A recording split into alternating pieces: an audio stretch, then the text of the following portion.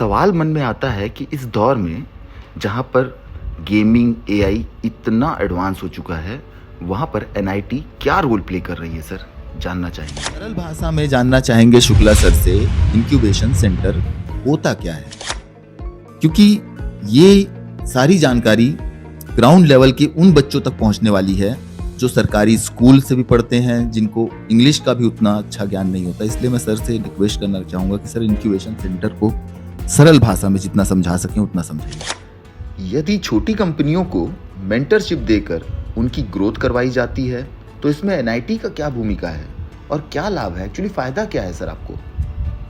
Sir जानना ये चाहेंगे कि ये योजना एनआईटी के बच्चों के लिए ही है या आउटसाइडर अदर? जी, वैसे अप्लाई करने का क्या प्रोसेस है, इसके बाद अगली प्रक्रिया क्या रहती है और क्या किया जाता है इसके?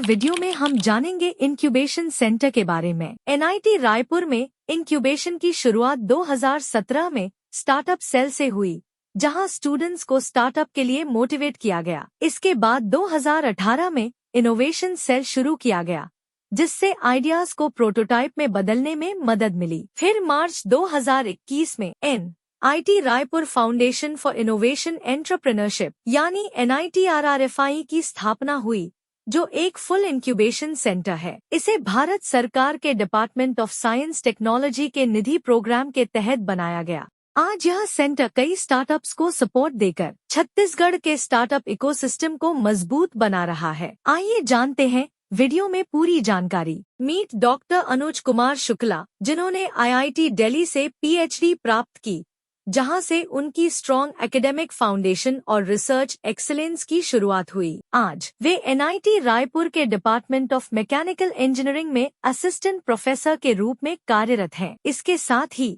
वे faculty in charge of the incubation centre हैं, जहां वे इनोवेशन और एंटरप्रेन्योरशिप को बढ़ावा देते हुए स्टूडेंट्स और स्टार्टअप्स को गाइड कर रहे हैं। डॉक्टर शुक्ला रिसर्च, स्टार्टअप्स और इंडस्ट्री कोलैबोरेशन के क्षेत्र में सक्रिय भूमिका निभाते हैं और युवाओं को प्रैक्टिकल नॉलेज के साथ आगे बढ़ने के लिए प्रेरित करते हैं। एक मेंटोर, इनोवेटर और लीडर जो इंडिया में इंजीनियरिंग और स्टार्टअप्स के फ्यूचर को दिशा दे रहे हैं। सरल भाषा में जानना चाहेंगे शुक्ला सर से इंक्यूबेशन सेंटर होता क्या है, क्योंकि ये सारी जानकारी ग्राउंड लेवल के उन बच्चों तक पहुंचने वाली है जो सरकारी स्कूल से भी पढ़ते हैं, जिनको इंग्लिश का भी उतना अच्छा ज्ञान नहीं होता। इसलिए मैं सर से रिक्वेस्ट करना चाहूंगा कि सर इंक्यूबेशन सेंटर को सरल भाषा में जितना समझा सकें उतना समझाइए। देखिए, आपका जो ये क्वेश्चन है ये मुझे लगभग हर जगह पे पूछा जाता है कि सरल भाषा में समझाइए इंक्यूबेशन सेंटर होता क्या है। इंक्यूबेशन सेंटर ऐसा मान लीजिए कि एक ऐसा सेल, एक ऐसी जगह जहाँ पे एक कोई यंग कंपनी, युवा कंपनी जो या अभी शुरू हुई है, उसको कुछ नहीं पता मार्केट में क्या करना है, तो हम ऐसी कंपनीज को अपने यहाँ इंक्यूबेट करते हैं, मतलब अपने यहाँ उनको एक जगह देते हैं, अपने यहाँ उनको एक फैसिलिटीज़ इनेबल करते हैं। तो हम यहाँ तक उनको बताते हैं कंपनी कैसे रजिस्टर करना है, लीगल सपोर्ट चाहिए वो लीगल सपोर्ट देते हैं, अगर उनको जगह चाहिए शुरू करने के लिए, ऑफिस चाहिए तो वो देते हैं, प्लस उनकी टाइम टू टाइम मेंटरिंग करते रहते हैं कि स्टार्टअप को कैसे आगे बढ़ाएं, कैसे प्रोडक्ट बनाएं, कैसे वैलिडेट करें आइडिया को, कैसे मार्केट में जाएं। तो अलग अलग एक्सपर्ट्स को बुला के हम उनकी मेंटरिंग कराते रहते हैं। तो ऐसा आप मान लीजिए कि एक ऐसा सेंटर जहाँ पे एक यंग कंपनी बड़ी कंपनी बन के निकलेगी, वो होता है इंक्यूबेशन। NIT का रहेगा मेंटरशिप, और हम देश विदेश से भी एक्सपर्ट्स को बुलाते रहते हैं टाइम टू टाइम। उद्देश्य क्या है सर इसका? उद्देश्य ये है कि उद्यमिता को बढ़ावा देना। देखिए, हम क्या है, इंस्टीट्यूट ऑफ नेशनल इंपॉर्टेंस है, तो हम ये नहीं चाहते कि हमारे बच्चे केवल मार्केट में जॉब सर्च करने के लिए जाए। हम ये चाहते हैं कि हमारे बच्चे जो है जॉब प्रोवाइडर बने, ताकि भारत के दिशा और दशा को चेंज किया जा सके।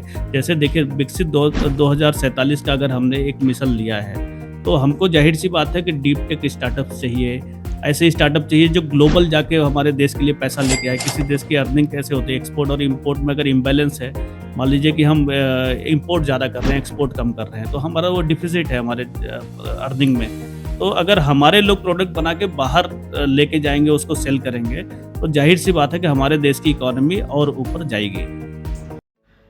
यदि छोटी कंपनियों को मेंटरशिप देकर उनकी ग्रोथ करवाई जाती है तो इसमें एनआईटी का क्या भूमिका है और क्या लाभ है, एक्चुअली फायदा क्या है सर आपको? देखिए हम तो इंस्टीट्यूट ऑफ नेशनल इम्पोर्टेंस है, तो हमारा अपना फ़ायदा जो है वो देखिए फ़ायदा हमारे नाम में है।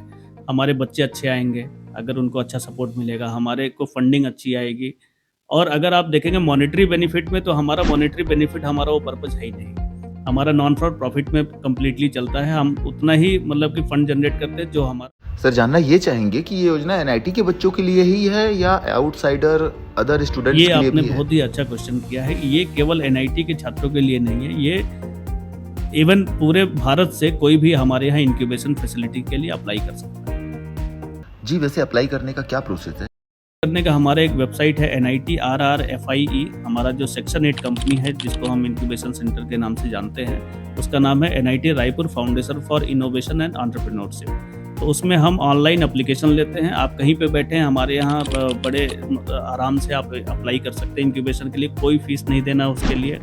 और आप जब अप्लाई करेंगे उसके 1 महीने बाद, 15 दिन के बाद हम आपको एक प्रेजेंटेशन के लिए बुलाते हैं। ये भी हो सकता है अगले दिन भी आपको प्रेजेंटेशन के लिए बुला लिया जाए। जी, बुलाया जाएगा एकदम ये 100% श्योर। अगर आपके सारे डॉक्यूमेंट्स इन ऑर्डर हैं तो आपको बुलाया जाएगा। इसके बाद अगली प्रक्रिया क्या रहती है और क्या किया जाता है इसके?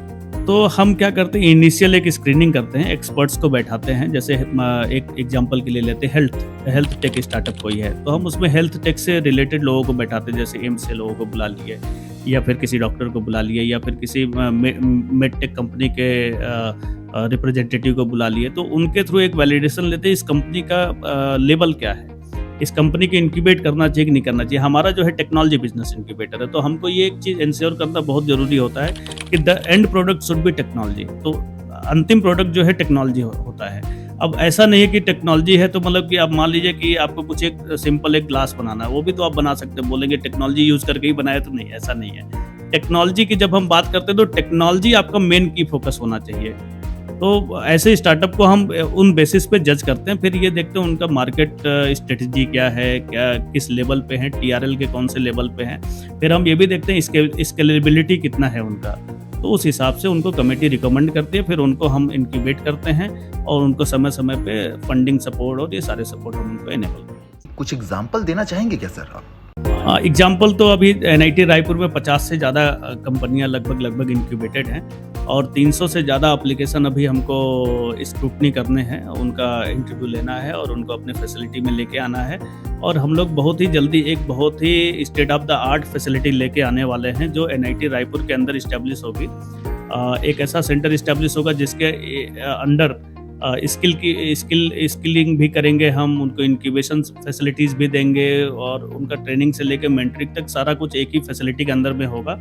और वो सेंट्रल इंडिया का प्रोबेबली लार्जेस्ट सेंटर होगा जहाँ पे इनोवेशन की बात की जाएगी। और जहाँ तक बात है, छत्तीसगढ़ गवर्नमेंट भी इसमें इन्वॉल्व है, और हमारा जो मैंडेट है लगभग 500 कंपनियों को 5 साल में बनाना है और 5000 लोगों को स्किलिंग करना है उस सेंटर के थ्रू। एक सवाल मन में आता है कि इस दौर में जहाँ पर गेमिंग AI इतना एडवांस हो चुका है, वहाँ पर NIT क्या रोल प्ले कर रही है सर, जानना चाहेंगे। देखिए, NIT रायपुर तो इस इंस्टीट्यूट को अभी देखिए नेक्स्ट ईयर लगभग 70 साल होने वाले हैं। तो 1956 का इंस्टीट्यूट है, तो इस स्टेट के ग्रोथ में NIT रायपुर का तो बहुत ही बड़ा रोल रहा है।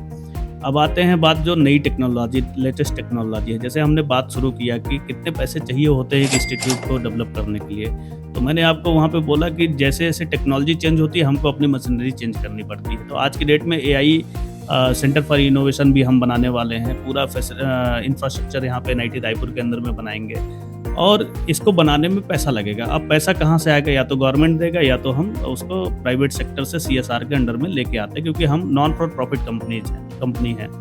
तो ऐसे में अगर आप बात करेंगे तो NIT रायपुर छत्तीसगढ़ के विकास में एक महत्वपूर्ण योगदान देता है। आप किसी भी ऑफिस में जाइए और आप सिंपली देखिए कि छत्तीसगढ़ में NIT रायपुर ने कितने इंजीनियर दिए हैं, तो आप जान के बड़ा आपको आश्चर्य होगा कि कोई भी ऐसा ऑफिस नहीं होगा या कोई भी ऐसी कंपनी नहीं होगी छत्तीसगढ़ में या लगभग पूरे देश में जहां NIT रायपुर के स्टूडेंट वर्किंग ना हो। इसी तरह शिक्षा की सभी नई अपडेट्स और साथ ही सही व सटीक खबरों के लिए केवल इसी चैनल पर बने रहे रास्ते एजुकेशनल मीडिया के साथ। चैनल को लाइक, शेयर, सब्सक्राइब जरूर करें। अगले पार्ट में हम बताएंगे NIT एडमिशन का पूरा रोड मैप जो आपके लिए गेम चेंजर होगा। प्रोफेसर डॉक्टर विवेक कुमार गाबा सर के साथ।